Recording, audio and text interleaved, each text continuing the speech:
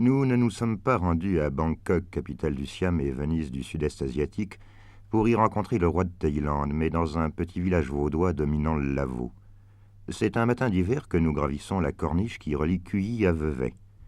Partout, une dégringolade de vignes dont les échalas attendent que le printemps leur amène verdure et chaleur. Panorama que l'homme le plus vénéré du sud-est asiatique voit chaque matin à son réveil depuis sa propriété, depuis Douchèbre. Il est jeune, il a 33 ans, il est roi, mais aussi compositeur de talent et musicien habile qui a joué dans les orchestres de Jacques Teagarden et de Benny Goodman. Il a été ordonné prêtre bouddhique et a fait vœu de pauvreté. Chaque année, pieds nus, il s'en va mendier dans les rues de sa capitale. Il est timide et modeste, mais dans son palais de Bangkok, il reçoit ses visites assis sur un trône en or, auquel on accède en gravissant 5 marches recouvertes d'un tapis rouge. Préoccupé par tout ce qui concerne les affaires de l'État, il se dévoue sans compter pour le bien de son peuple. Cependant, il n'oublie pas qu'il est père de 4 enfants, à qui il consacre ses meilleurs moments. Oui, telle est sa majesté, le roi Pumipol de Thaïlande, à qui nous allons rendre visite dans sa propriété depuis Douchèbre, le Flonzalet. J'aimerais pour commencer remercier très sincèrement leur majesté, le roi et la reine de Thaïlande, de nous accepter aujourd'hui dans leur propriété du Flonzalet. Vous voyez, l'ambiance est très familiale puisque leurs altesses royales sont avec nous, qu'elles ne sont pas impressionnées du tout par les caméras qui sont en train de tourner et qu'elles sont en train de chanter très gentiment un petit chant de leur pays, je l'imagine tout au moins. Je vais vous les laisser écouter. Ben, vous voyez, juste au moment où je vous dis écoutez-les, elles s'arrêtent de chanter un tout petit peu impressionnées, je pense. Mais est-ce que j'ose peut-être vous demander, Majesté, de nous les présenter l'une après l'autre, de nous dire leur nom et leur âge aussi? Celle-là a 3 ans et demi et elle s'appelle Julapon. C'est un peu un nom très difficile. Et celle-là a 5 ans et demi et elle s'appelle Sirinthorn. Et je crois qu'il y en a une qui est un tout petit peu plus calme que l'autre. Celle-là, celle-ci. Oui. Elle est très féminine. Oui, nous le voyons déjà. Elle a déjà des petits sourires très coquets et très féminins. Et quant à l'autre, elle... Plus vif, plus actif. Plus actif. Eh bien, maintenant que nous avons fait connaissance, je crois que nous pouvons tous nous rendre compte que l'ambiance ici au Flonzalet est très familiale. Et d'ailleurs, Sire, je m'adresse à vous maintenant. Lorsqu'on parle du Flonzalet, on parle obligatoirement du lac Léman. C'est le lac Léman que nous dominons et que vous connaissez fort bien puisque vous avez fait une partie de vos études à Lausanne. Lausanne dont vous gardez un grand souvenir, je crois. Nous étions ici assez longtemps. J'étais à l'école ici, à Lausanne. Et on connaît bien le lac Léman ici.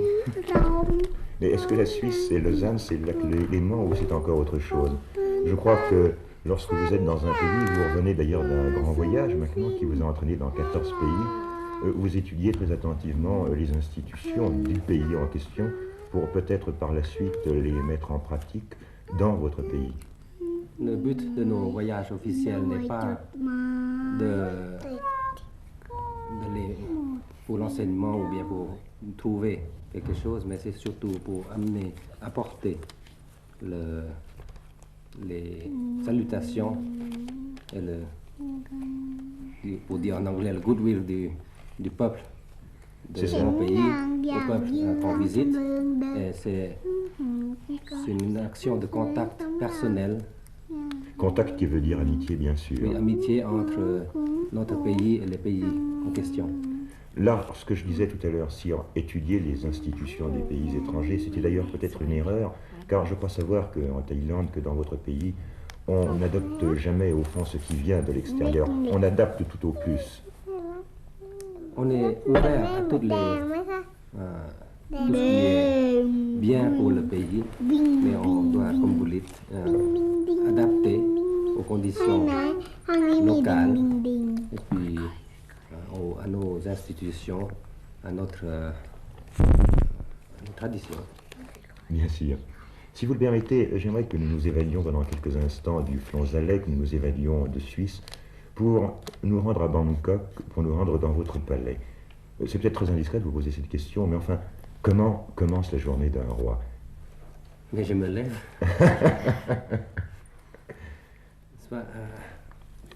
Pour dire une journée qui est typique C'est difficile de vous la décrire parce que chaque journée est différente.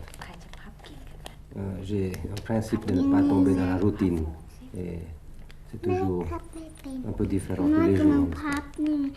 J'imagine tout de même que pour vous, votre métier de roi vous demande d'assister très régulièrement à ce que nous appelons ici le Conseil des ministres. Or, Conseil des ministres, c'est vous préoccuper principalement, je le sais, du sort de votre peuple. Non, le Conseil des ministres se réunit sous le Premier ministre. Je n'y assiste pas. Mais si je veux rencontrer certains ministres, il faut m'inviter à venir, ou bien plusieurs ministres en même temps, pour certaines questions.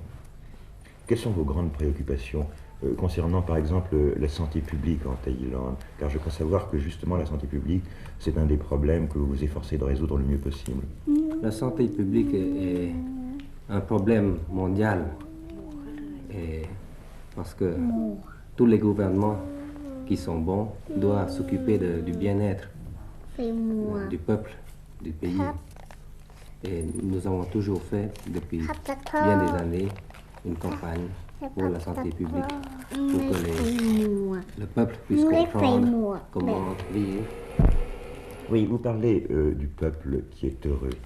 Et il est une chose remarquable d'ailleurs lorsqu'on parle de Thaïlande, c'est que lorsqu'on traduit ce mot de Thaïlande, on sait que cela veut dire terre libre, je ne me trompe pas, n'est-ce pas?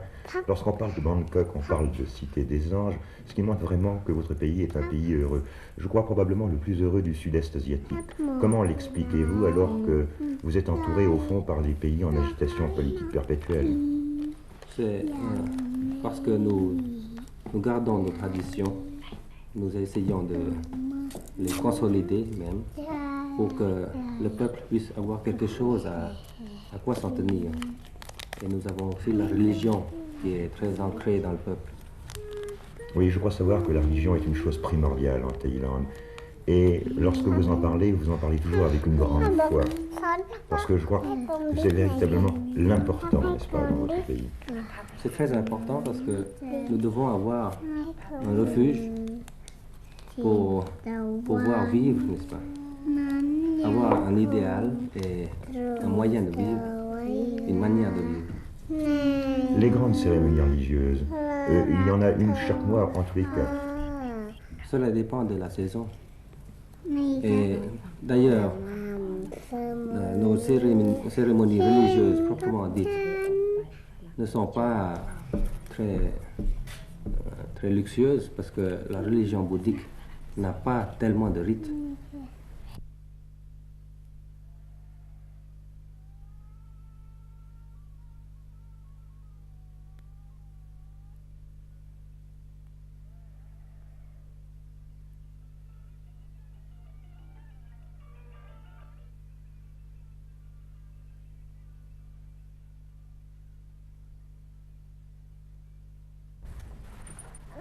Lorsque on parle de Thaïlande, on parle maintenant tout au moins d'industrialisation, n'est-ce pas?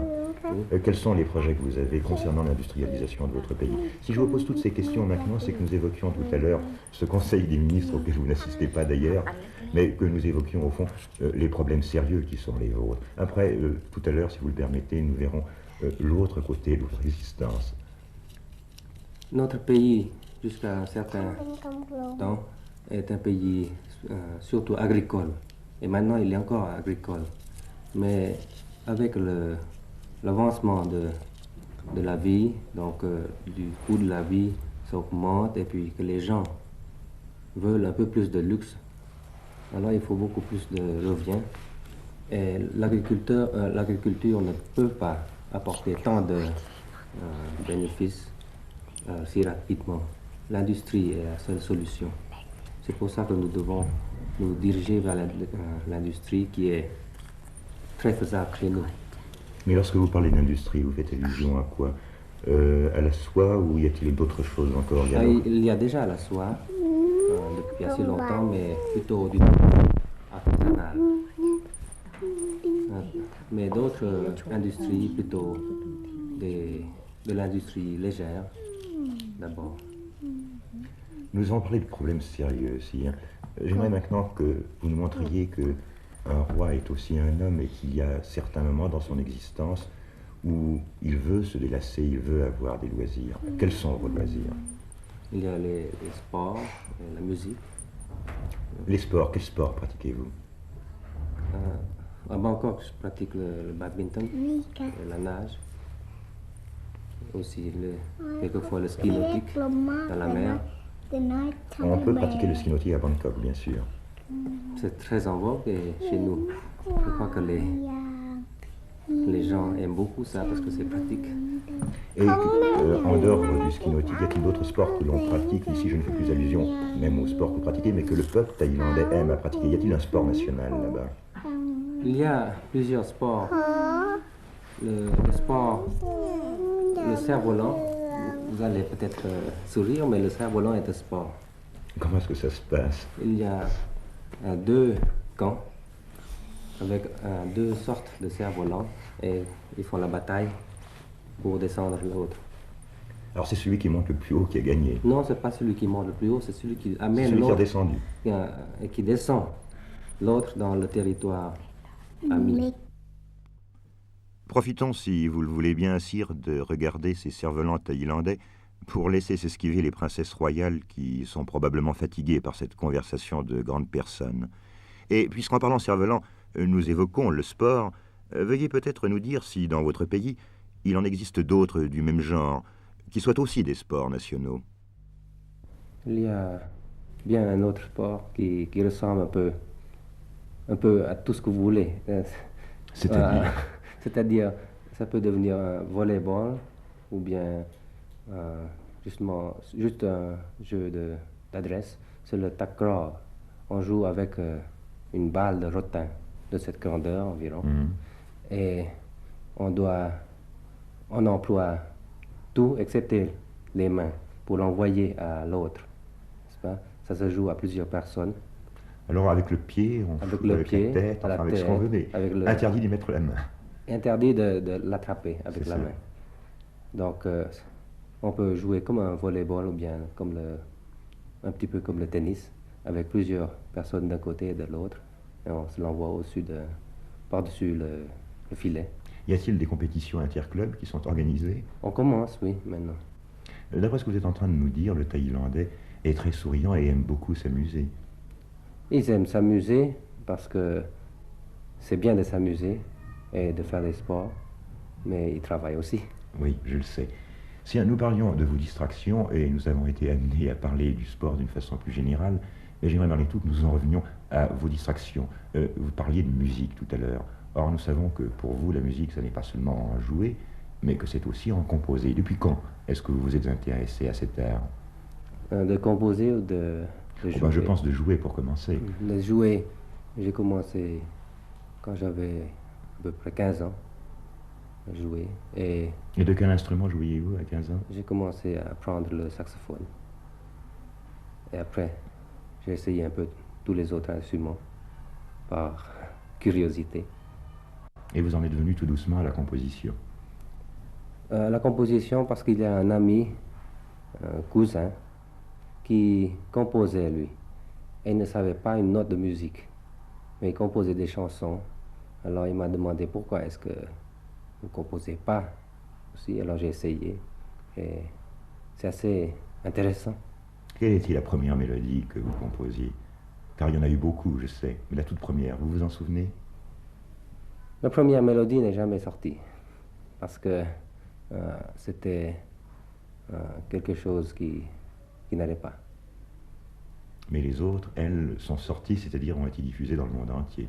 Et ensuite, la deuxième mélodie que j'ai composée, j'ai donné à ce cousin à faire les paroles. Et puis, c'est sorti un bal de charité à Bangkok. Et comment s'appelait cette mélodie? En anglais, c'est Love as Sundown. Mais je crois que lorsque vous prononcez ce titre, immédiatement des sourires se dessinent chez les personnes qui sont en train de vous regarder, parce que ce sont des titres qui sont devenus des titres connus. Je pense entre autres à Wen, dont vous êtes le compositeur, je crois, à Alexandra, et à d'autres. Et il y en a beaucoup comme ça. Vous composez souvent dans la journée ou dans le mois? Y a-t-il des moments qui sont réservés à la composition? Non, ce n'est pas... C'est l'inspiration qui vous guide. Ce n'est pas à des moments fixés. Et comme je vous l'ai dit, ma journée n'est jamais fixée presque. Parce que surtout le travail des rois, c'est un petit peu 24 jours par jour, parce que n'importe quand on est roi. Vous parlez du travail d'un roi, sire. Est-ce que c'est un travail qu'on exécute quelquefois avec difficulté parce qu'on se sent seul? Parce que, bien sûr, lorsqu'on parle de travail, lorsqu'on parle de métier, il y a peu de rois sur Terre et il y a peut-être un petit sentiment de solitude quelquefois qui vous étreint, non? Enfin, c'est un métier, oui, comme vous dites. D'être roi, ça peut être un métier qui est un peu spécial, parce que il n'y a pas de traité sur la manière d'être un roi pour étudier. Mais en résumé, c'est un métier dont il faut se spécialiser aussi. Mais il faut savoir un peu de tout pour pouvoir comprendre tous les problèmes qui peuvent arriver dans tous les domaines. Autrement dit, vous parliez de spécialisation. Je pense que cette spécialisation commence très tôt, très jeune. Et tout à l'heure, vous nous présentiez vos enfants, disons 2 d'entre eux, car je crois savoir que vous avez 4 enfants. Leur éducation doit représenter malgré tout un problème pour les préparer à leur future tâche. Pour mes enfants, nous avons nous avons considéré le problème. C'est un grand problème parce qu'ils doivent en même temps être des enfants ordinaires, c'est-à-dire qu'ils soient heureux, qu'ils soient souriants et qu'ils s'amusent, et qu'ils aillent à l'école, apprennent leurs leçons. Et à part ça, il y a encore leur position de prince, et même dans des pays les plus démocratiques comme la Suisse, le mot de prince ou de roi a un charme assez particulier et assez spécial. On ne les considère pas comme des êtres humains ordinaires. C'est ça qui est difficile, parce que les petits, ils sont des enfants, des humains, mais on les considère comme des princes, comme dans les contes de fées par exemple. Je sais que tous les enfants du monde raffolent des contes de fées, et c'est quelque chose de spécial. On dit qu'on est riche, on est heureux comme un roi, comme des princes. C'est pas tout à fait vrai. Nous avons pu en effet remarquer que vous vous appliquiez, sire, à faire des enfants royaux, des enfants comme les autres. Ainsi, ils aiment les jeux, qui sont les jeux de tous les enfants du monde, témoin ce bonhomme de neige débonnaire et glacé. Quant à l'école, elle est pour leurs altesses royales, comme pour les autres petits garçons et petites filles de leur âge, faite de l'apprentissage de la lecture, de l'écriture sur laquelle on s'applique, des règles grammaticales qu'il faut apprendre.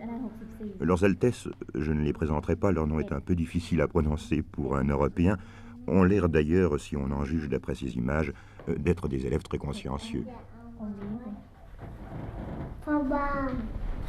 Des élèves consciencieux dirigés par une institutrice dévouée et souriante.